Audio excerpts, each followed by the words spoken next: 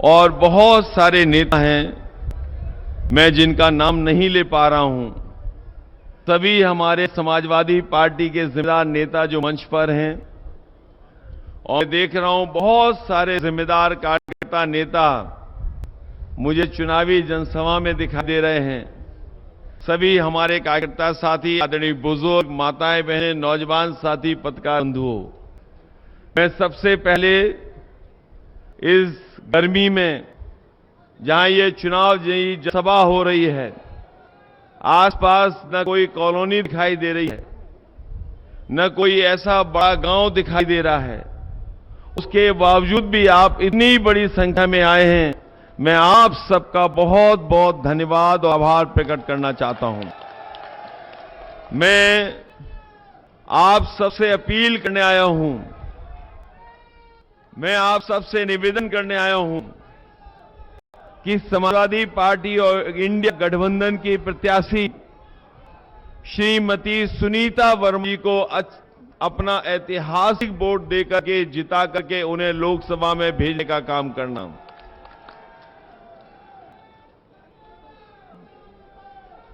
मुझे याद है कि मेरठ की टिकट को लेकर के बहुत चर्चा हुई है। मेरठ टिकट को लेकर के लगातार चर्चा होती रही।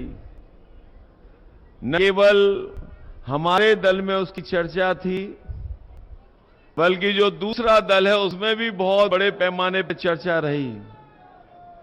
लेकिन अंततः हमारे तमाम साथियों ने सुझाव दिया और कई महत्वपूर्ण लोगों ने यह जानकारी दी कि अगर आप सुनीता वर्मा जी को यहां से लड़ा देंगे तो वो सबसे ज्यादा वोट करके जीत करके जाएंगी।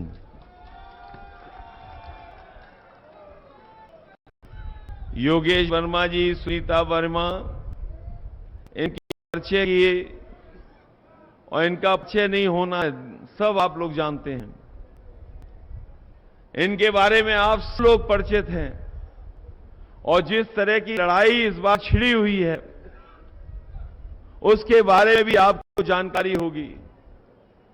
मैं जब हवा तेज चलती हुई देख रहा था, मैं देख रहा था ये गुब्बारा नीचे तक जा रहा था। ये ऐसी पश्चिम की हवा चली है कि पश्चिम की हवा ने सब पलट दिया। बताओ ये पलटने वाली हवा थी कि नहीं थी पहले चरण की? और जो लोग दूसरी दल की फिल्मों, उनकी फिल्म के शो को फ्लॉप शो बोल रहे थे, बताओ पहली दिन ही पहले शो में भारतीय जनता पार्टी की फिल्म फ्लॉप हो गई कि नहीं हो गई फ्लॉप? न केवल उनकी फिल्म फ्लॉप हुई है, अब उनकी कोई घिसी पिटी कहानी सुनना नहीं चाहता है, न कोई उनके डायलॉग सुनना चाहता है, न उन्हें कोई वोट देना चाहता है। ये माहौल बन गया कि नहीं बना है? और मेरठ की धरती तो क्रांतिकारियों की धरती रही है। यहां के लोगों ने आजादी दिलाने का काम किया है। आजादी का आंदोलन जब चला, यहां के लोगों ने अपनी भूमिका निभाई और भागीदारी देकर के हमारे देश को आजादी दिलाने में यहां के लोगों की महत्वपूर्ण भूमिका रही है। जो धरती आजादी दिलाई हो, बताओ बीजेपी से आजादी दिलाओगे कि नहीं दिलाओगे आप लोग? बीजेपी से आजादी चाहते हैं कि नहीं चाहते हैं आप लोग? और बीजेपी के लोग 10 साल बाद आए हैं। इनके 10 साल का हिसाब किताब अगर हम पूरे 10 साल के कार्यकाल का हिसाब किताब लगाएं तो हमारे किसान भाई जानते होंगे सबसे ज्यादा दुखी और तकलीफ में वही लोग रहे। उनको सबसे ज्यादा संकट में डालने का काम किया इन्होंने।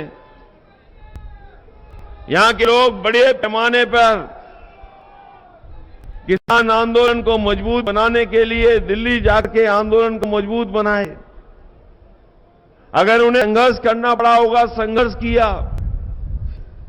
और जिस समय बीजेपी के लोगों ने 3 काले कानून लागू किए थे, उस समय यहां के और खासकर पश्चिम के किसानों ने जाकर के धरना दिया था दिल्ली में। यहां के किसान, यहां का नौजवान निकलना चाहता था धरने के लिए, तो उनके ट्रैक्टरों को पकड़ लेती थी पुलिस। ट्रैक्टर में डल नहीं भरने देती थी। लेकिन यहां का किसान, उत्तर प्रदेश का किसान और देश का किसान उससे घबराया नहीं। वो लड़ता रहा, सालों साल बैठा रहा। 1000 किसान शहीद हो गए, लेकिन किसानों ने आंदोलन को नहीं छोड़ा और अंतोगतवा सरकार को 3 काले कानून वापस लेने पड़ गए। 3 काले कानून वापस हो गए। आज भी किसान आंदोलन कर रहा है। वो अपनी एमएसपी की मांग कर रहा है कि एमएसपी को लेकर के कानूनी अधिकार मिले किसानों को। लेकिन ये सरकार अभी भी सुन नहीं रही है। हम अब किसान भाइयों को कहना चाहते हैं, समाजवादी पार्टी और इंडिया गठबंधन जिस समय जीतेगा तो हमारे किसानों को एमएसपी अधिकार देकर के उनको खुशहाल बनाने का काम होगा। जो लोग कहते हैं कि गरीबी नहीं मिटेगी, हम उनसे कहना चाहते हैं कि जिस समय हमारा किसान खुशहाल हो जाएगा, गरीबी अपने आप मिटना शुरू हो जाएगी। गरीब खुशहाल होगा, किसान खुशहाल होगा तो गरीबी भी मिट जाएगी। जिस सरकार ने किसान को धोखा दिया हो और नौजवान जिसकी सरकार में परेशान रहा हो, वो सरकार बचेगी कैसे? हमारे नौजवानों को होगा, ये नौजवान पढ़ लिख करके, मेहनत करके, कोचिंग कर करके परीक्षा की तैयारी करते हैं। जब भी सरकार ने परीक्षा लिखाई और परीक्षा की तारीख दी, लेकिन जैसे ही परीक्षा हुई पेपर लीक हो गया। इस सरकार में कोई एक पेपर लीक नहीं हुआ है। जितनी भी परीक्षाएं सरकार ने कराई, सबके पेपर लीक हुए हैं। लगभग 10 परीक्षाओं के पेपर लीक हो चुके हैं। और जब आखिरी में अभी पुलिस भर्ती की परीक्षा हुई थी, बड़े पैमाने पे नौजवान निकल करके परीक्षा दे करके आए थे। लाखों लाख पूरे उत्तर प्रदेश में परीक्षा देने गए थे। लेकिन इस सरकार ने जानबूझ करके परीक्षा का पेपर लीक करा दिया। हमारे नौजवान सड़कों पे आ गए। मैं उन दिनों जहां भी गया, नौजवान परीक्षा रद्द करना चाहते थे। परीक्षा रद्द हो उसके लिए निकल पड़े थे। सरकार को स्वीकार करना पड़ा और परीक्षा रद्द हो गई। मैंने कई बार गणित बताया, मैं फिर बताता हूं मेरठ में, और यहां पर बताना इसलिए जरूरी है कि यहां तो प्रधानमंत्री आए हैं और योगी जी और जो मुख्यमंत्री जी इतने घबराए हुए हैं मेरठ से कि मेरठ को छोड़ने का नाम ही नहीं ले रहे हैं। हमें सुनने में आया है कि कई बार आ चुके हैं, इतने घबराए हुए हैं समाजवादी पार्टी की प्रत्याशी से सुनीता वर्मा, इतने घबराए हुए हैं कि बार बार मेरठ आ रहे हैं। हम उनसे कहना चाहते हैं कि जो 60 लाख का हिसाब है, अगर वो आपको समझ में आ जाएगा तो उत्तर प्रदेश भी आपको छोड़ना पड़ेगा। 60 लाख बच्चे परीक्षा नहीं दे पाए, जिनका भविष्य अंधकार में डाल दिया सरकार ने। और अगर उनके मां बाप को भी जोड़ दें तो एक परिवार के 3 सदस्य, अगर 3 का गुणा कर दें हम 60 लाख में, तो 1 करोड़ 80 लाख बनता है। और यही 1 करोड़ 80 लाख अगर हम 80 लोकसभा से भाग दे रहे तो हर लोकसभा में भारतीय जनता पार्टी का 2,25,000 वोट कम हुआ है। तो सोच लीजिए जब किसान और नौजवान इनके खिलाफ खड़ा हो तो भारतीय जनता पार्टी का सफाया होगा कि नहीं होगा सफाया। जहां ये परीक्षा जानबूझ करके लीक करा रहे हैं, इसलिए लीक कर रहे हैं क्योंकि नौकरी न देनी पड़ जाए। क्या आप सोच सकते हैं, यहां पर बीजेपी की सरकार, जहां पर परीक्षा लीक हो रहे हैं पेपर, वो बीजेपी की सरकार, दोनों जगह बीजेपी सरकार। और अगर ये लोग सावधान हो गए होते तो अब पेपर लीक नहीं होता, हमारे नौजवानों का भविष्य बन जाता। इन्होंने केवल परीक्षा लीक से हमारे नौजवानों का भविष्य नहीं खराब किया, बल्कि अग्निवीर जैसी आधी अधूरी नौकरी मेरठ का नौजवान और पश्चिम से लेकर के उत्तर प्रदेश का नौजवान कभी स्वीकार नहीं कर सकता है। यहां पर फौज में भर्ती होने के लिए सबसे ज्यादा नौजवान तैयारी करता है।